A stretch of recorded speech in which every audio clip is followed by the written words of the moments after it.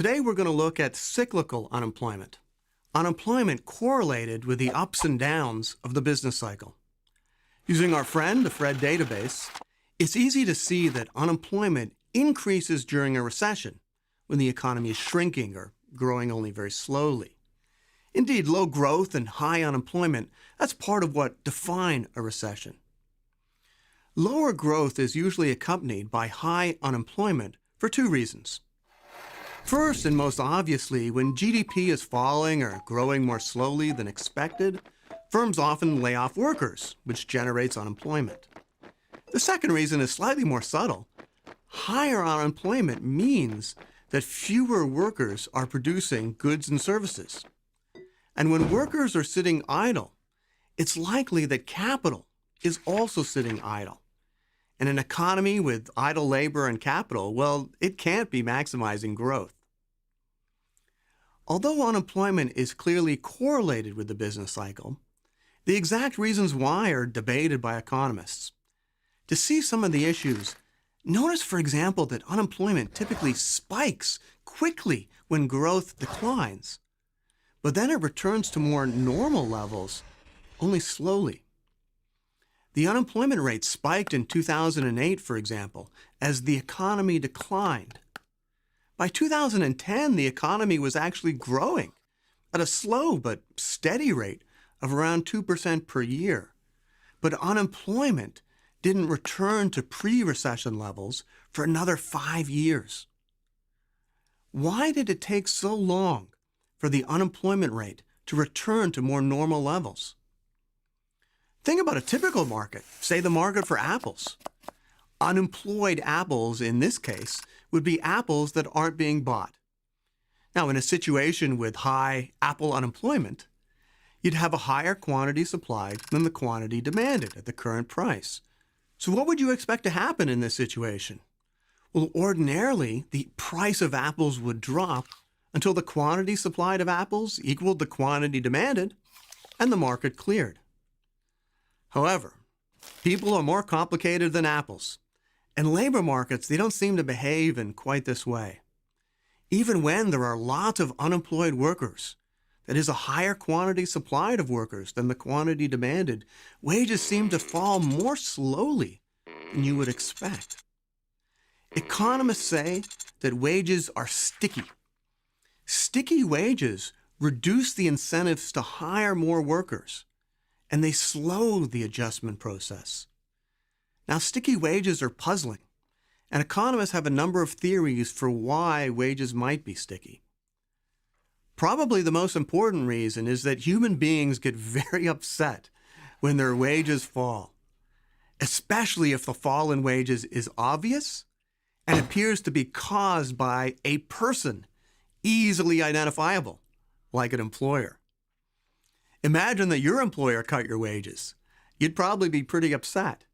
You might even retaliate by working less hard or even by disrupting your workplace.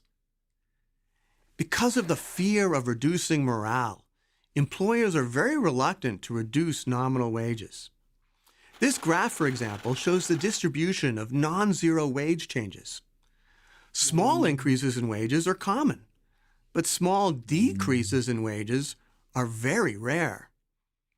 Now, even in a growing economy, we'd expect to see wages to fluctuate, like other prices, with lots of small wage decreases as well as wage increases. Supply and demand are constantly changing. But that's not what we see. Wages go up much more often than they go down. If nominal wages are sticky in the downward direction, it's going to take a long time to adjust to a shock that requires wages to fall, especially if the inflation rate is low, a point which we will return to in a later video. Unemployed workers may also take time to learn or to accept that their wages have fallen. And workers may also be afraid to accept a low-quality job for fear of being branded a low-quality worker. If you're a computer programmer, you might not want to take a job at Starbucks, even if you could get one, or at least you might not want to put it on your resume. So workers may want to search for a long time before they take a new job. Minimum wages in union contracts can also slow the adjustment of wages, as they put legal or contractual limits on how low wages can go. All of these mechanisms can lengthen the amount of time that it takes for unemployed workers to be rehired. Okay, one final concept: the natural rate of unemployment. The natural rate is defined as the rate of unemployment that would occur if there were no cyclical unemployment. In other words, it's the rate of frictional plus structural unemployment. Now, why do we care about the natural rate? We care because economists think that under some conditions, the government can reduce cyclical unemployment through fiscal and monetary policies, things like spending more money, cutting taxes, or increasing the money supply.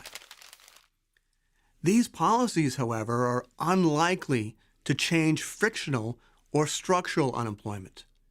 So when the unemployment rate is close to the natural rate, that suggests that the scope for monetary and fiscal policy is diminished. Now, unfortunately, we can only estimate the natural rate of unemployment. It's not something that we observe. This figure shows one estimate of the natural rate alongside the actual unemployment rate.